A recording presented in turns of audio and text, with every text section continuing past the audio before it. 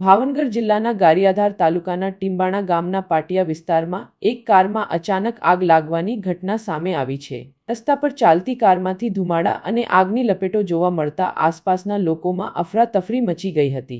સદભાગ્યે આ સમગ્ર ઘટનામાં કોઈ જાનહાનિના સમાચાર મળ્યા નથી। કારમાં સવાર લોકો સમયસર બહાર નીકળી જતા મોટી દુર્ઘટના ટળી હતી। ઘટનાની જાણ થતાં સ્થાનિક લોકો અને વાહન ચાલકોની ભીડ એકઠી થઈ ગઈ હતી। કારમાં આગ લાગવાના કારણે રસ્તા પર વાહન વ્યવહારને અસર પહોંચી હતી અને થોડીવાર માટે ટ્રાફિક જામની સ્થિતિ સર્જાઈ હતી। આગ લાગવાનું ચોક્કસ કારણ હજુ સુધી સામે આવ્યું નથી।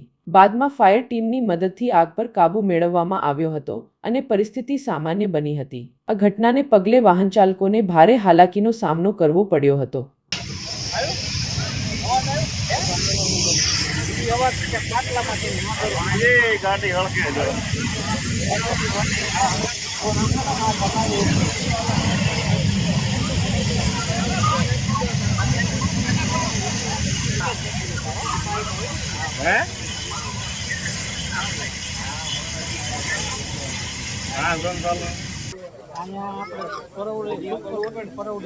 ગાડી ખરીદી છે ઉભા છે ગાડી પોલીસ વિશે ઉભા